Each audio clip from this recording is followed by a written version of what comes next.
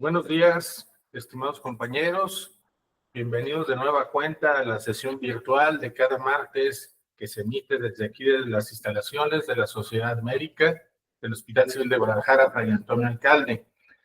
Tenemos, como siempre, invitados con temas relevantes, temas de actualidad, con personajes distinguidos, con un currículum muy amplio, y no es la excepción el día de hoy, porque tenemos de invitado al doctor Miguel Ángel Pérez Aranda, quien es un compañero de nosotros de este hospital, con un buen currículo bastante amplio, y quien nos dará un tema precisamente de su ramo, en el cual se ha investigado bastante y creo que es innovador. ¿Por qué? Porque el tema se llama Medicina de Precisión, Pasado, Presente y Futuro. En ocasiones hemos platicado el doctor y yo sobre los avances que ha habido sobre la medicina y los diagnósticos, y no nada más esto, sino el manejo.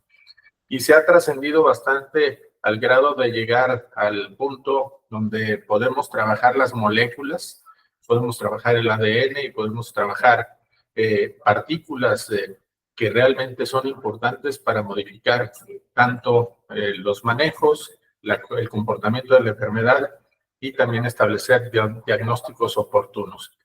Ya nos hablará más el doctor Miguel Ángel de este tema y quiero exponer parte de su currículum, en el cual nos dice: él es médico cirujano partero, egresado de la Facultad de Medicina de la Universidad de Guadalajara, especialista red certificado en medicina interna, con orientación en medicina de precisión y personalizada en errores congénitos del metabolismo en adultos, médico de base del Servicio de Medicina Interna del antiguo Hospital Civil de Guadalajara, Fray Antonio Alcalde.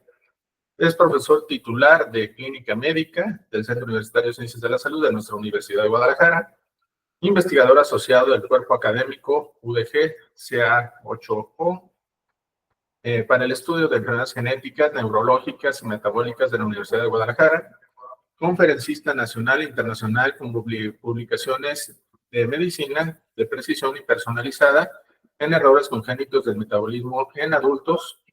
Es expresidente en 2015 fue presidente de la Asociación Jalisciense de Médicos Internistas, AC, filial del Colegio Mexicano de Medicina Interna, miembro activo de colegios médicos y en lo estatal en la Asociación Jalisciense de Médicos Internistas, en lo nacional en el Colegio de Medicina Interna de México y en la latinoamericana en la Sociedad Latinoamericana de Medicina Interna.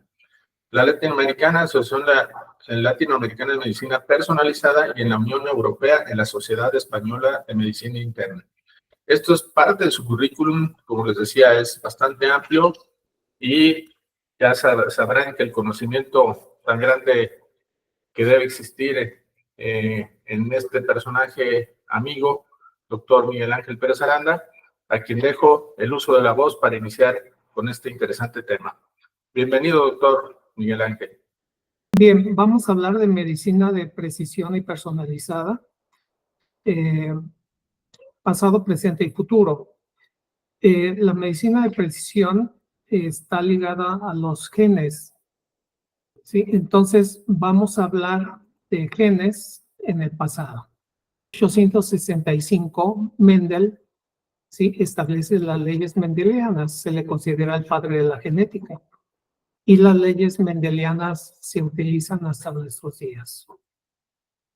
Otro evento importante, 1869, Misker aísla de heridas, de la pus de esas heridas, aísla leucocitos y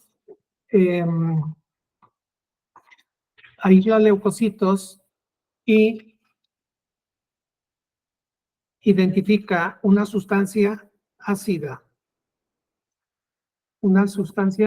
que le llama nucleína. No sabía si esta nucleína, qué era.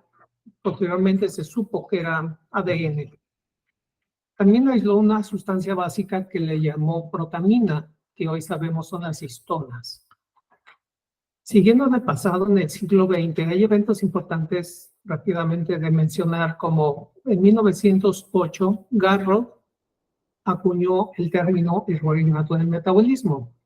Él describió alcaptonuria, pentosuria, cistinuria y albinismo. Y la alcaptonuria la describe clínicamente y además aísla compuestos en orina y se le considera el padre de la genética bioquímica. O sea, primero describe la enfermedad y de alguna manera también analiza la orina y está viendo que se están eliminando compuestos de manera anormal. Bien, en 1941, Tatum, norteamericano, sí, gana el premio Nobel en 1958 por describir el dogma central de la biología. Y él dice un gen y una enzima. Entonces, hoy sabemos que un gen, sí, que el ADN, sí, se transcribe en un ARN y este transcrito se traduce en una proteína. Entonces, decir un gen, una enzima, decir un gen, una proteína, o decir un gen, un polipéptido, pues son sinónimos. Entonces, describe el dogma central. Y en 1953, Watson y Crick describen la doble hélice. Ellos publican un artículo donde dicen cuál es la estructura del ADN a partir de la famosa foto 51 de Rosalind Franklin, que ya no ganó el Nobel, y Wilkins, que fue colaborador de Rosalind Franklin, sí le otorgaron el Nobel. Entonces Watson y Crick no descubren el ADN. Ellos describen la estructura del ADN y dicen que es una doble hélice. Bien, en 1953, Sanger, británico, obtiene el Nobel 5 años después, en 1958, por determinar la secuencia de insulina. Y en 1975 desarrolla un método de secuenciación de ADN que le llama método Sanger, que se sigue utilizando hasta nuestros días, ahora de manera automatizada. Y en 1977, Sanger manualmente secuencia el primer genoma completo de un bacteriófago llamado X174 y gana su segundo premio Nobel en 1980. Otro evento importante del siglo XX fue Kary Mullis, es norteamericano y se le considera el inventor de la reacción en cadena de la polimerasa. Utiliza un termociclador para amplificar secuencias de ADN y utiliza polimerasas termoestables, ya que son ciclos de calor-enfriamiento, y gana el Nobel en 1993. Todo esto lleva al proyecto Genoma Humano. El proyecto Genoma Humano inicia en 1990 y concluye más o menos en 2003. Sí, es un proyecto multinacional. Se dice que se secuenciaron 20.500 genes aproximadamente, que corresponden a 3.000 millones de pares de bases. Bien, en este tiempo se entrega el primer borrador del genoma humano. Ahora sabemos que el genoma completo tardó más años, pero igual el mayor porcentaje del genoma humano fue entregado en el 2003. Para entonces se dice que costó aproximadamente $3.000 millones. La empresa Illumina, que es una empresa líder en secuenciadores, en el 2006, pues sus secuenciadores podían secuenciar un genoma completo de una persona en $300.000. En el 2014 ya bajó a $1.000 y existe la promesa de que va a llegar a costar $100 decodificar el genoma humano de una persona y hacer una secuenciación completa de su genoma. Ya en el presente siglo XXI, hay proyectos importantes para comentar. En el 2010 al 2012, 14 países inician un proyecto de 1.000 genomas, o sea, es analizar 1.000 genomas y empiezan a crear un mapa de haplotipos. Los haplotipos son conjuntos de SNPs Y los SNPs son polimorfismos de un solo nucleótido. Entonces, un grupo de SNPs forma haplotipos. Se detectaron 38 millones de SNPs, se detectaron o descubrieron 1.4 millones de indels, o sea, inserciones de lesiones pequeñas, y 14,000 de lesiones grandes. Entonces se dan cuenta de que hay mucha información el estar analizando genomas, ¿sí? Y se empiezan a identificar haplotipos, y hay un proyecto de haplotipos que después se desechó. Pero este proyecto de 10,000 genomas, que fue hecho del 2012 al 2014, lo realizó únicamente en Inglaterra, en el instituto, pero Wellcome Sanger, y aquí se analizaron enfermedades de baja frecuencia, ¿sí? 4,000 genomas completos, 3,000 exomas en enfermedades neurológicas y 2,000 exomas en obesidad, así como 1,000 exomas en enfermedades raras, y se encuentran 24 millones de nuevas variantes de ADN. Entonces, están viendo que hay muchísima información todavía que estar analizando en el ADN. Mismo Inglaterra, en el 2014, inicia un proyecto que se llama 100,000 genomas, lo concluye en el 2018, y aquí estos 100,000 genomas, pues es analizar genomas completos en pacientes enfermos con cáncer, enfermedades raras, y además secuenciar familiares. Este estudio empieza a rediagnosticar enfermedades raras hasta en un 25%, o sea que estaban ya diagnosticados y sucede que no era esa la enfermedad. Y describen que el cáncer no es solo una enfermedad, son cientos de enfermedades. Se inicia inteligencia artificial ya en ese tiempo para la detección de cáncer. Posteriormente, del 2019 a concluir este año, 2024, el proyecto 500,000 genomas lo está realizando Inglaterra, y aquí uno de los objetivos es, dentro de estos 500,000 genomas, es analizar 100,000 genomas en recién nacidos. Entonces, es un proyecto en donde nos va a decir si analizar un genoma completo en el recién nacido es todavía menos costoso, por decirlo de alguna manera, ¿sí? A dejar que la enfermedad avance, ya que las enfermedades raras, sí, puede tardar años en ser diagnosticados. O sea, de manera correcta, de manera muy específica. Entonces, estos resultados de 100,000 recién nacidos están ya por concluir y conocer las conclusiones de este estudio. También este proyecto está identificando cánceres de difícil tratamiento, de tal manera que al cáncer, lo que es en sí el cáncer, se le toma una muestra y se analiza el genoma. También se analiza el genoma de la persona, el genoma completo, y se analiza o se hace una biopsia líquida para identificar genes circulantes, ¿sí? Y de esta manera, entonces, se hacen 3 diferentes rastreos de genomas y podemos tener una visión mucho más completa para saber cuál es el tratamiento. Y ahí es donde entra la medicina personalizada. Saber exactamente cuál es tu mejor tratamiento.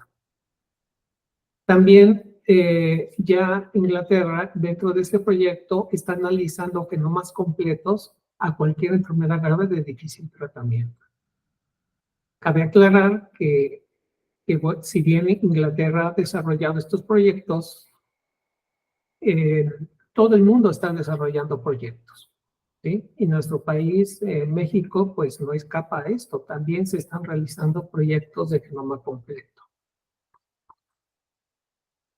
Mencionar que hay un catálogo GWAS, que es Genome Wide Association Studies, que son los estudios de asociación de genoma completo.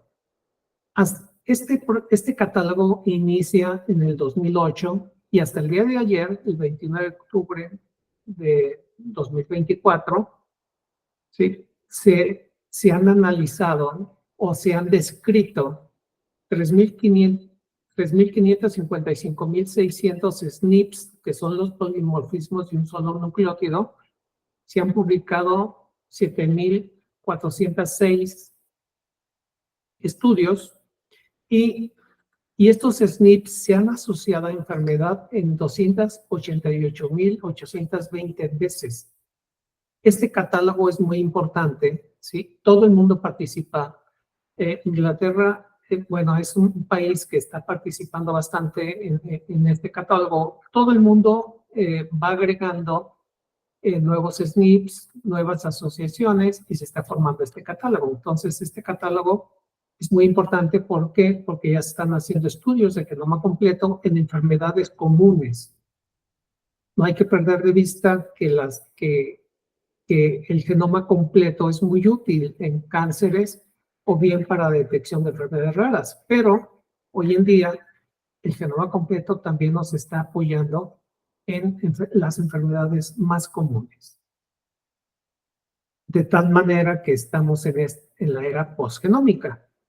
Y la genómica, una definición bastante simple, es que estudia los genes y la interacción con los demás genes del genoma. Este es un ejemplo de una diabetes mellitus modi 3, en donde hay un gen afectado, ¿sí? Que es el HNF1A. Es una enfermedad monogénica y vean la interacción que tiene el gen con los demás genes del genoma, ¿sí? Y estamos hablando de una sola mutación, ¿sí? No son varias mutaciones, es una sola mutación y hay gran afectación con demás genes. Eso es la genómica, ya que la genética clásica la aprendimos, bueno, era enfermedad monogénica, pero no se veía tanto la interacción con otros genes porque además no se tenía esa facilidad de poder hacer genomas completos. Una enfermedad como la diabetes tipo 2, que es multifactorial, vean la gran cantidad de interacciones que hay con los genes. O sea,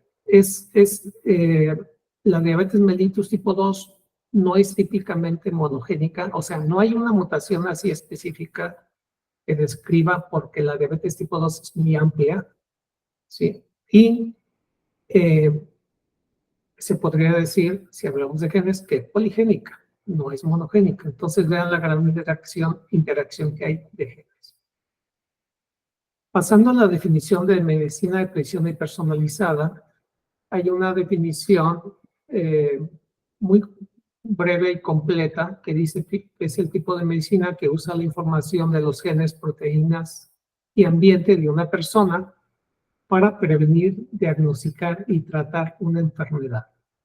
Esta definición la dan los Institutos Nacionales de Salud, específicamente el de cáncer en Estados Unidos en el 2011. También se le conoce a esta medicina de precisión y personalizada como las 5 Ps, porque es predictiva, preventiva, participativa, de precisión y personalizada. Ya entonces, a finales del siglo XX, se dice que inicia la medicina de precisión y en 1998 la FDA de Estados Unidos autoriza el tratamiento con trastuzumab y su nombre comercial es el Herceptin para bloquear el receptor 2, el factor de crecimiento epidérmico humano en cáncer de mama. Las mujeres que tenían entonces presencia de este receptor 2 se les llamaba HER2 positivos. Y entonces se iniciaba un monoclonal como el de trastuzumab para atacar de manera más efectiva el cáncer de mama. Y se sigue utilizando hasta nuestros días el trastuzumab, y hay en este momento más monoclonales que se están utilizando. Se dice que arranca la medicina de precisión a partir de ahí. Entonces, la medicina de precisión tenemos enfermos, estratificamos, clasificamos y hacemos medicina de precisión. Podríamos poner como ejemplo diabetes mellitus. Entonces tenemos un grupo de enfermos con diabetes mellitus, los clasificamos tipo 1, tipo 2, gestacional, otros tipos de diabetes, y a cada subgrupo, ¿sí?, personalizamos. ¿Por qué? Porque habrá pacientes que no respondan a sulfonilureas, que no respondan a metformina, que no respondan a glitazonas. ¿Por qué? Porque presentan mutaciones que únicamente los vamos a ver si analizamos genoma completo. Y de esa manera estamos haciendo ya medicina de precisión. Y repitiendo, bueno, la medicina de precisión tiene que ver con los genes. O dicho de otra manera, tengo que analizar los genes para saber exactamente, ¿sí? Primero, de qué enfermedad tienes para hacer un diagnóstico muy, muy exacto y saber también de manera exacta tu tratamiento. De tal manera que las enfermedades raras es un grupo de enfermedades donde utilizamos mucho los genes. Se dice que el 6%, del 6 al 7%, algunas publicaciones dicen que el 7% de la población mundial padece una enfermedad rara. Existen aproximadamente 10,000 enfermedades raras y el 80% son monogénicas, o sea que está afectado un solo gen, ¿sí? El 50% aparece en niños y 50% en adultos. Esto es un aproximado. Esto es importante. ¿Por qué? Porque las enfermedades raras no aparecen únicamente en la niñez, ¿sí? Puede detonar siendo adulto. Y hay que entender que siendo adulto, yo nací con una mutación, pero mi mutación no es tan severa y me permite llegar adulto. Y ya siendo adulto, empiezo a tener problemas, empiezo a tener signos y síntomas de enfermedad. Mientras que si la enfermedad aparece en niños, bueno, esta enfermedad es clásica, es típica, y un pediatra inmediatamente la detecta, se deriva genética, o en conjunto realizan diagnóstico, pero en el adulto tenemos el problema en que las manifestaciones no son tan severas, son más leves, y muchas veces vemos a estas enfermedades raras como una enfermedad crónico-degenerativa. El tercio de estos niños fallecen antes de los 5 años, o sea, la mutación es severa, es importante, ¿sí? Y el 65% de estas enfermedades raras evolucionan crónico-degenerativas. Se dice que una enfermedad rara afecta a 5 habitantes por cada 100,000. Y puede variar de país a país, pero es un aproximado igual, 1 por cada 5.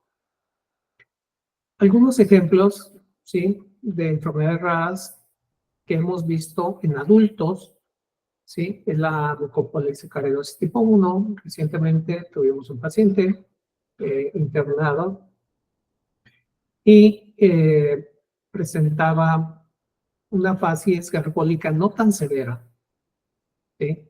Tenía muchas alteraciones óseas, tenía estatura baja, tenía una facies infiltrada, no llegaba a ser garbólica, ¿sí? Pero se veía una facies más atenuada y sospechamos que tuviera mucopolisacaridosis. Tuvimos que analizar genes y tiene mucopolisacaridosis. Entonces, en este caso, su tratamiento hasta el día de hoy, el más exacto, bueno, es el reemplazo enzimático. No estamos reparando el gen, estamos agregando la enzima deficiente, ¿sí? Y es lo más aproximado que tenemos en una gran cantidad de enfermedades raras. Hay enfermedades raras donde ya se están usando genes, que veremos más adelante. Glucogenosis tipo 2, enfermedad de Pompe, también es frecuente verla en el adulto. También tenemos enzima de reemplazo.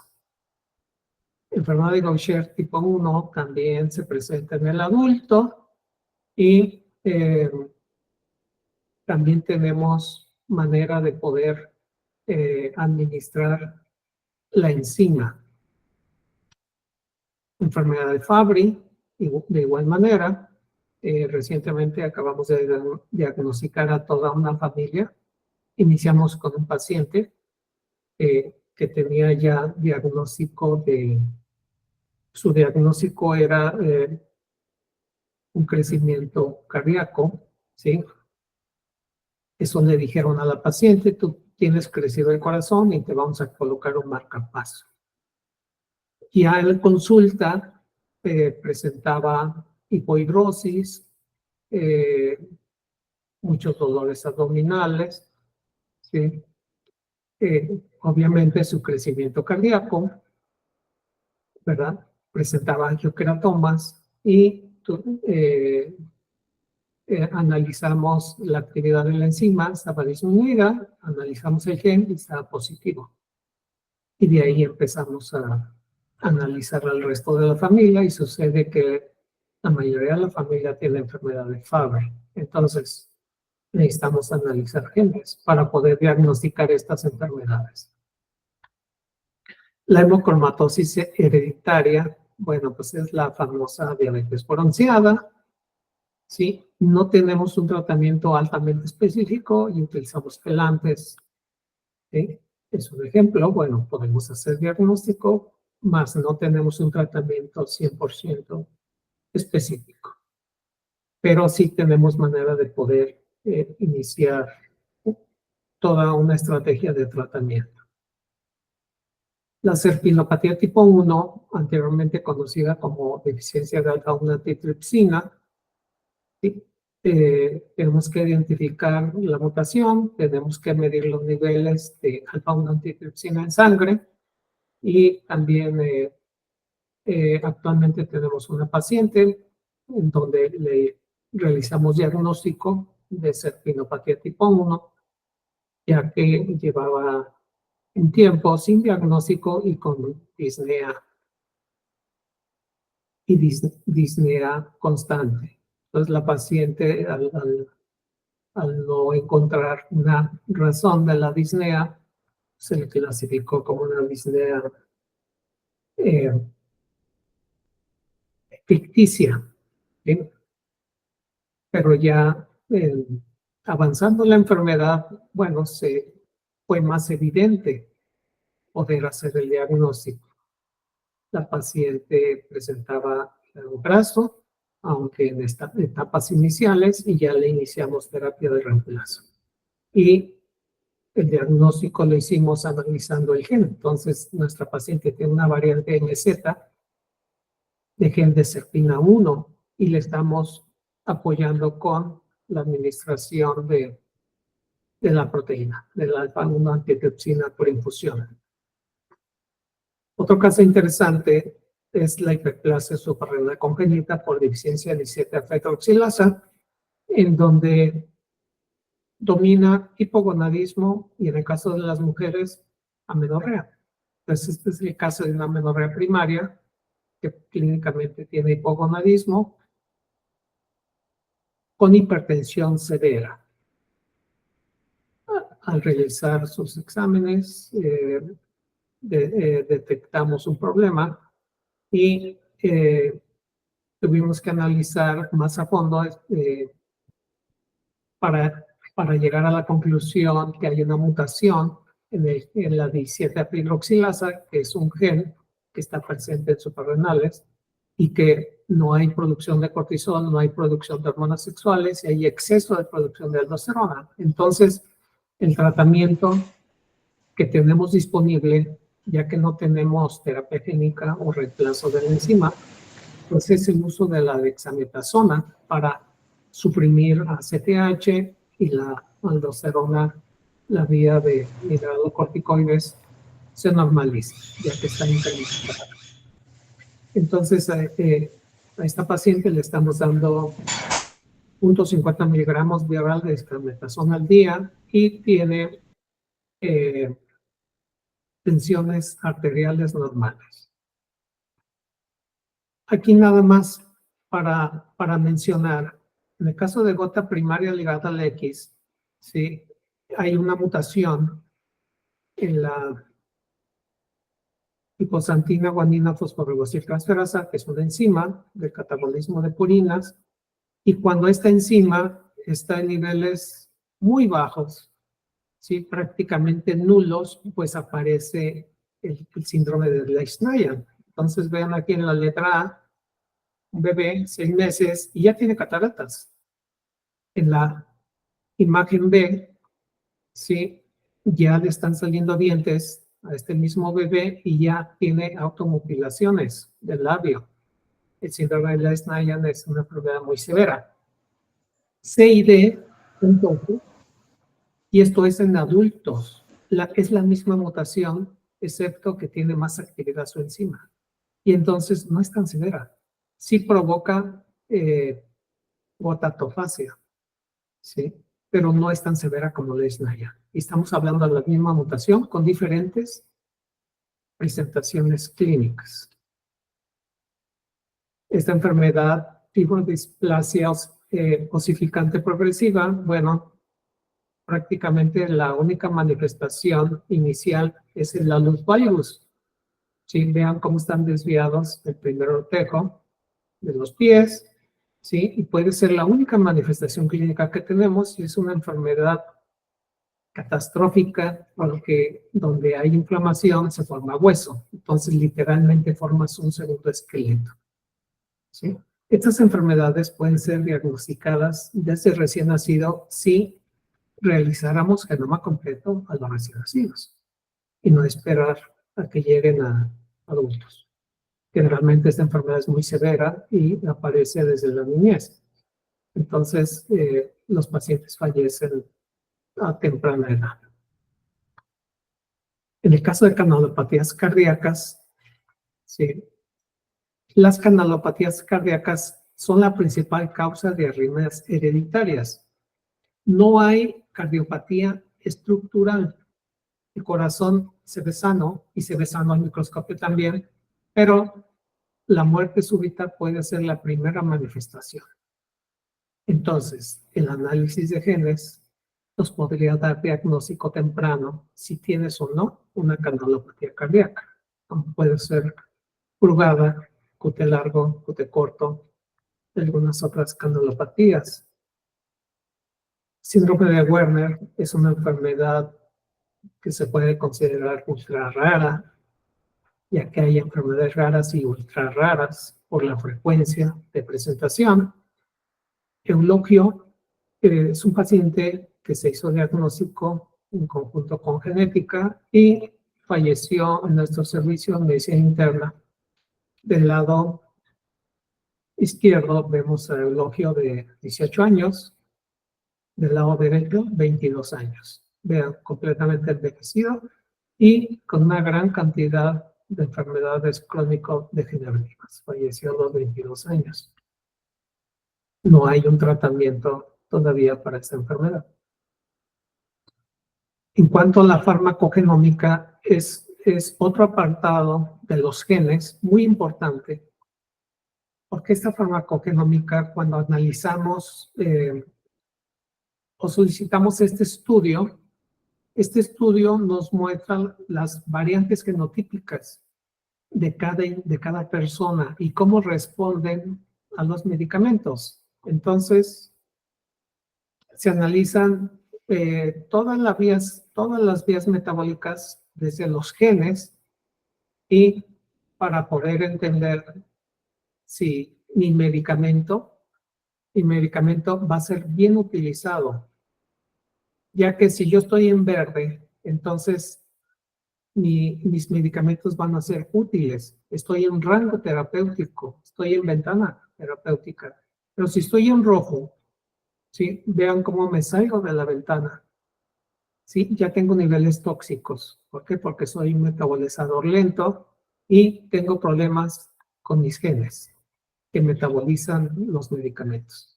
Entonces, si yo estoy en azul, estoy en niveles subterapéuticos, no alcanzo la ventana terapéutica porque es posible que mi metabolismo sea rápido. Entonces tengo que hacer ajustes, o aumentar la dosis o cambiar el medicamento.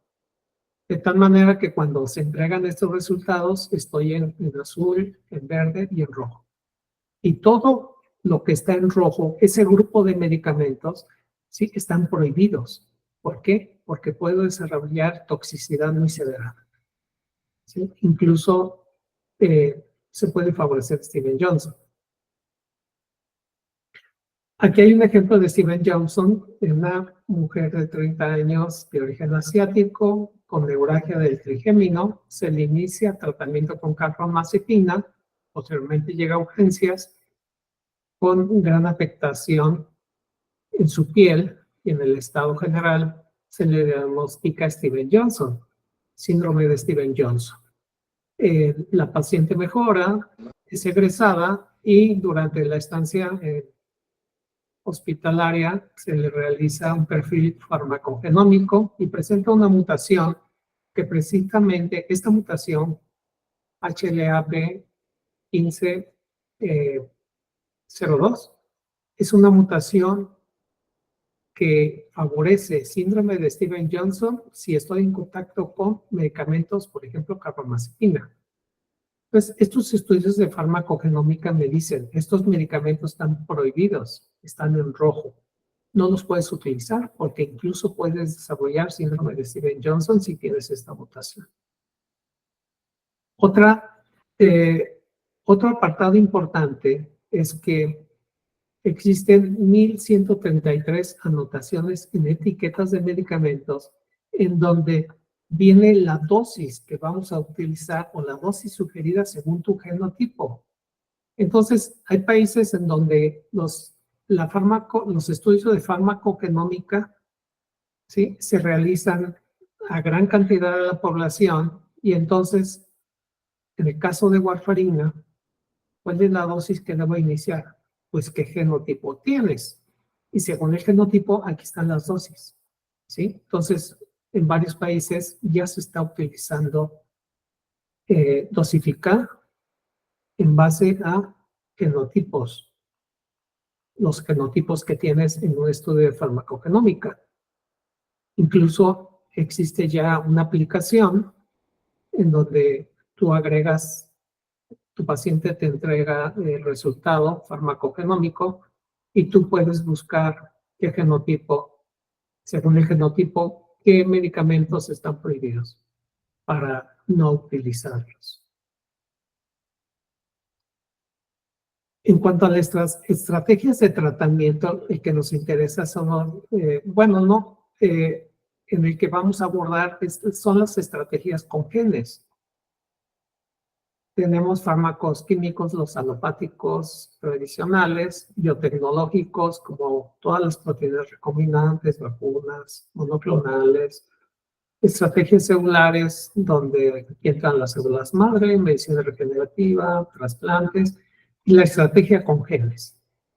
Entonces, medicina, precisión y genes, vamos a ver tratamientos con genes, que puede ser la terapia génica propiamente dicha, oligonucleótidos antisentido, edición del ADN con tecnología CRISPR-Cas9 o tecnología CRISPR, los ARNI, que son los ARN de interferencia, vacunas con ARN mensajero o las células CAR-T. En cuanto a tratamiento con genes, los podemos clasificar en 3 apartados.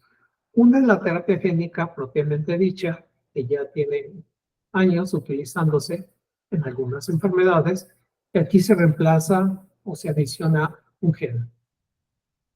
Otro apartado es el silenciamiento de genes para disminuir la expresión de un gen en especial. Y un tercer apartado es la edición de genes, en donde podemos editar genes. Y existe una edición principal o simplemente editar bases. Cuando hablamos de terapia génica, estas son las terapias génicas aprobadas. Entonces, vean, estas son en vivo y esta es ex vivo. Entonces, en vivo, bueno, tenemos ejemplos. Tenemos que utilizar un vector. El vector lleva que puede ser viral o de algún otro tipo. ¿Sí? Ese vector lleva el gen y voy a agregar un gen. Entonces tenemos algunos ejemplos, algunos tumores, ¿sí? En donde utilizamos la inserción de un gen mediante un vehículo que es un vector, que puede ser, que realmente es un virus. Entonces tenemos una gran cantidad, bueno, no quisiéramos que fueran más, ¿sí? Pero tenemos diferentes ejemplos en donde se están insertando genes para determinadas enfermedades. Muchas de estas enfermedades son enfermedades raras y cáncer, pero ya se están utilizando en otro tipo de enfermedades también. Y la transferencia de genes ex vivo, pues son las CAR-T, es la expresión de antígenos. Se tiene que modificar los leucocitos, específicamente los T, el linfocito T. Sí, esto se hace en el laboratorio, expresa antígenos y ese mismo leucocito ya modificado regresa a sangre y se están tratando prácticamente cualquier linfoma, Hodgkin, no Hodgkin, ¿sí? Con buenos resultados. Se están tratando enfermedades que no son cancerosas, ¿sí? La adrenoleucodistrofia metacromática, ¿sí? Deficiencia de glucosindiaminasa, talasemias. Cuando es en vivo, bueno, gliomas malignos, algunos cánceres de cabeza y cuello, melanomas, ¿sí? Tumores sólidos, retinitis por amaurosis congénita del lever, ya se está insertando un gen en hemofilias, ¿sí? Hemofilia A, una enfermedad rara de carboxilasa de aminoácidos aromáticos, atrofia muscular espinal, ¿sí? Y el segundo apartado, que es el silenciamiento de genes, buscamos disminuir la expresión de un gen. Aquí se utilizan dos grupos, uno son los oligonucleótidos antisentido. Estas son moléculas pequeñas antisentido complementario, que al unirse al mensajero evita la traducción de una proteína mutada. Entonces, esa proteína puede tener efectos muy tóxicos y entonces al unirse a un oligonucleótido antisentido, bueno, esta proteína no se forma y de alguna manera puede haber mejoría de la enfermedad, el que no se produzca esa proteína mutada. Aquí tenemos algunas enfermedades donde se están aplicando oligonucleótidos antisentido, como sería la distrofia muscular de Duchenne, atrofia muscular espinal, esclerosis lateral amiotrófica, ataxia de Friedreich, enfermedad de Huntington, amiloidosis por transtirretina, hemofilia A y B, beta-talasemias, anemia de células falciformes, hepatitis B, son algunos ejemplos. Y el otro apartado del silenciamiento de genes es el ARN de interferencia. Este es un tipo de ARN de horquilla dúplex que se une al ARN mensajero, favoreciendo la degradación de este mismo ARN mensajero, y por lo tanto se bloquea la traducción de la proteína. No se produce la proteína, ¿sí? Y esto, pues, tiene beneficios. De hecho, se está utilizando, ya fue aprobado y estamos utilizando el inclisiran para hipercolesterolemia, no nomás la hipercolesterolemia familiar, homocigota, heterocigota, sino pacientes rebeldes a estatinas o que sus niveles no disminuyen, bueno, el inclisiran es una buena opción. Y aquí el bloqueo, se bloquea el mensajero de la proteína SSK9. Entonces no se produce esta proteína. Al no producirse esta proteína, aumenta la captación de colesterol, LDL, y mejoran mis niveles de colesterol en sangre. En glicirame, la gente lo conoce como la vacuna para el colesterol, porque se aplica cada 6 meses. Inicialmente es al tercer mes y posteriormente cada 6 meses. Se les aplica una dosis de inclisiran. Y el Celeversiran está en fase 3 y este medicamento es para hipertensión y aquí se está bloqueando el mensajero, ¿sí?, de angiotensiva. Entonces, se dice que si bloqueas esta proteína, bueno, puede tener más beneficios que efectos dañinos cuando existe hipertensión, sobre todo severa. De hecho, el Nobel de Medicina de este año se lo acaban de conceder a Victor Ambros y Gary Rupkin, ¿sí?, por el descubrimiento de los microARNs.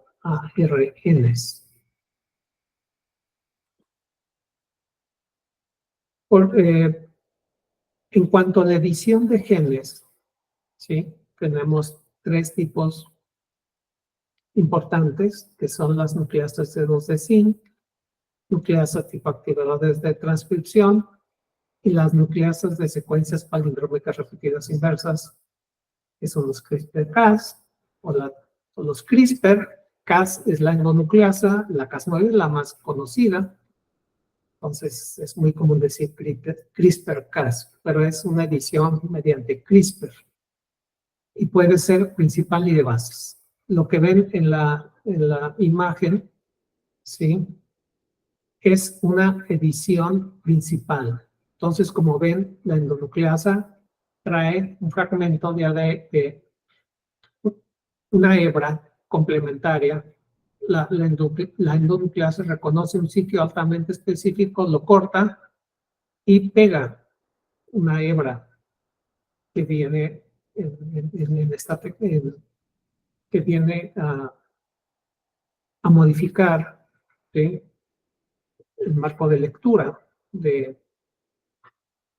una proteína. De tal manera que esta edición principal, bueno, implica corte, pero hay otra edición que únicamente se edita la base. Yo puedo cambiar de citosina a timina o de adenina a guanina, ¿sí? Y ya en el 2015, los chinos empezaron con estudios de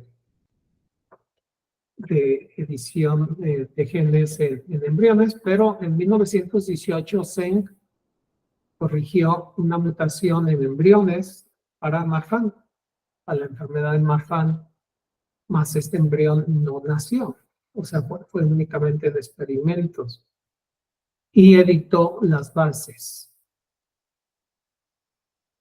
Francisco Juan Martínez Mojica, microbiólogo de la Universidad de Alicante, español, en 1990 identifica fragmentos de ADN en bacterias y arqueas, en bacterias muy primitivas, y en el 2002 acuña el término CRISPR, repitiendo, bueno, pues es un acrónimo de repeticiones palindrómicas cortas agrupadas regularmente interespaciadas,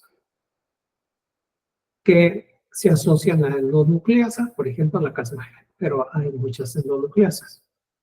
En el 2005 propone que este sistema CRISPR es un tipo de sistema inmune para eliminar virus y plasmidos invasores para algunas bacterias. En el 2012 iniciamos protocolos de investigación de edición del ADN. En el 2015 ya los chinos están editando genes en embriones humanos, mas no nacen, sino son con fines de investigación. Pero en el 2018, Yi Guanghui, es un científico chino que edita ADN en 2 gemelas, nacen 2 gemelas editadas. Una es homocigota y otra es heterocigota. Dolo y Nana, así les llaman. Luloinana, y lo que hizo este científico fue, en el 2018, presentar sus estudios. Fue duramente criticado por los aspectos éticos, ya que modificó el genoma mediante edición de ADN con la tecnología CRISPR. Entonces, la idea fue padre HIV positivo, madre sana, y ambos padres quieren que su descendencia jamás presente SIDA. El científico chino les ofrece una opción que puede editar el ADN para bloquear CCR5, que es una proteína que favorece que el virus de SIDA, de HIV, ingrese a la célula. Entonces, al bloquear esta proteína desde el gen, al mutar el gen, no se produce la proteína y no la gemela homocigota no va a presentar SIDA. La heterocigota puede presentar SIDA, pero de manera leve, dicho de manera simple, ¿sí? Pero fue incluso despedido de su universidad y encarcelado. Y tuvo que pagar una multa. Creo que sigue inhabilitado para sus actividades científicas. Esta tecnología CRISPR, perdón, dos de las principales revistas le otorgan su portada, la revista Nature, la revista Science. Y aquí diseñé un acrónimo en donde el acrónimo es la palabra médica. ¿Por qué? Porque puedes mutar, marcar, eliminar, editar, corregir o añadir. Entonces, esta tecnología es muy importante, tanto que en el 2020, Emmanuel Carpenter y Jennifer Doudna ganan el premio Nobel por la aplicación de la edición del ADN en humanos. Una mención especial es para Katalin Karikó, quien se le considera la madre de la vacuna anti-COVID, porque utiliza ARN mensajero. Bien, junto con Drew Weissman,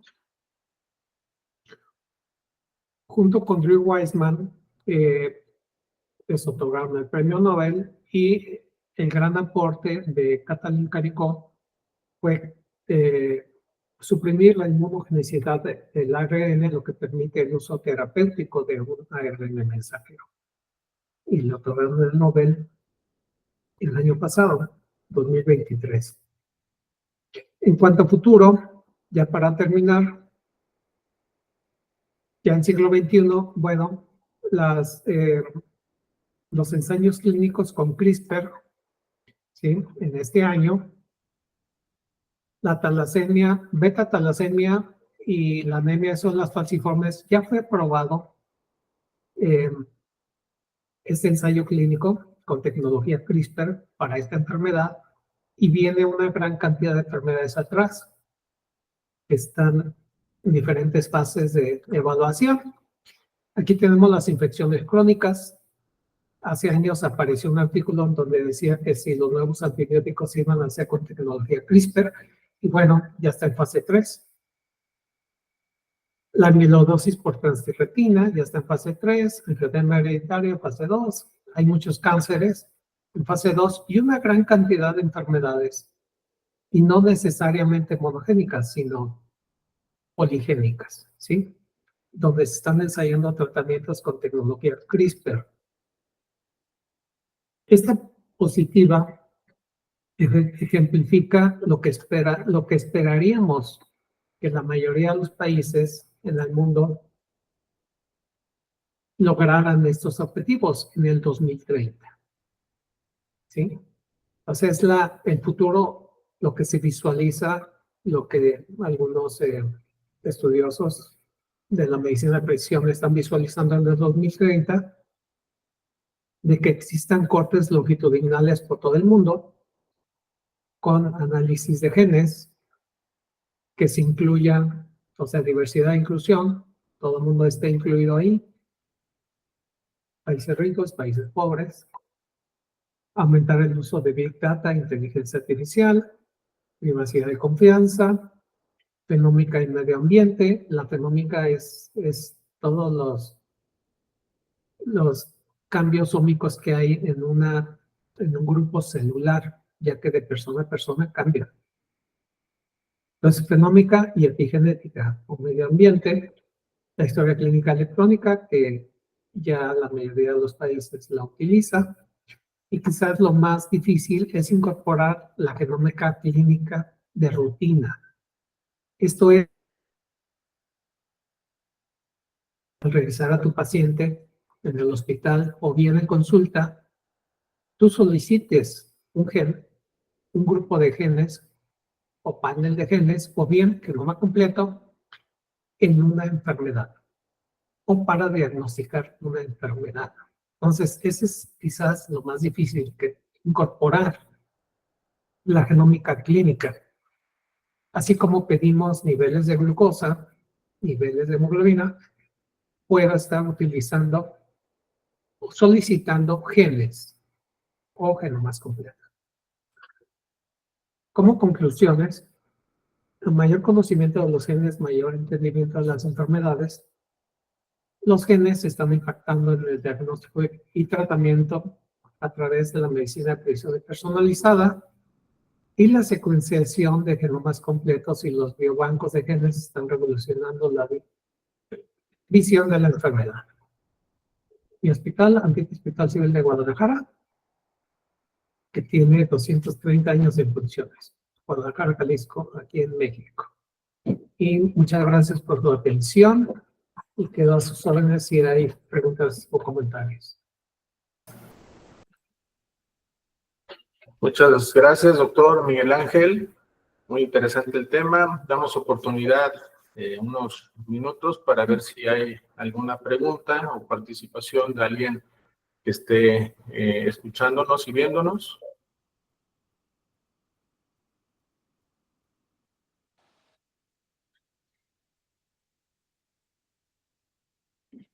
El doctor Alfonso Martín de Alba. Saludos, estimado amigo. Hombre, muchísimas gracias, estimado Jackie. Doctor, un placer escucharle como siempre. Y mi pregunta, doctor, sería el acceso a estas pruebas de farmacogenómica y toda esta parte, ¿qué tan accesibles están en nuestro medio para poder determinar este tipo de respuestas a nuestros pacientes? Bueno, los estudios de genes siguen siendo costosos hasta el día de hoy. No se han ido abaratando, eso sí, pero un estudio de farmacogenómica puede costar alrededor de, en dólares, 500 a $600. Mientras un genoma completo sí puede llegar a costar hasta $5,000. Bueno, aquí en nuestro medio, pero obviamente hay países donde los puedes conseguir en $1,000. En países del primer mundo te pueden costar $1,000 un genoma completo. Entonces, eso también es otro problema, de que no tenemos el mismo acceso a los estudios por los costos. Correcto. Muchas gracias, doctor. ¿Alguna pregunta más?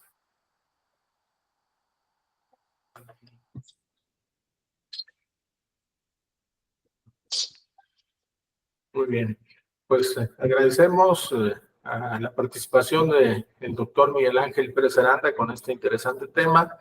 Como vemos, bueno, es una medicina de actualidad. Claro que no está al 100% al alcance de muchos, pero yo creo que los avances tecnológicos y científicos se están viendo a la vuelta de la esquina. Ya esperemos pronto tener mejores alcances.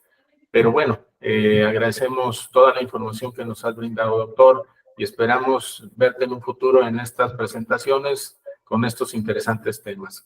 Gracias a todos por haberse conectado. Nos vemos el próximo martes. Que tengan un excelente día y recuerden visitarnos en nuestro canal de YouTube y darnos like. El canal se llama Sociedad de Médicos Adscritos del Hospital Civil Fray Antonio Alcalde. Gracias por estar aquí. Que tengan excelente día.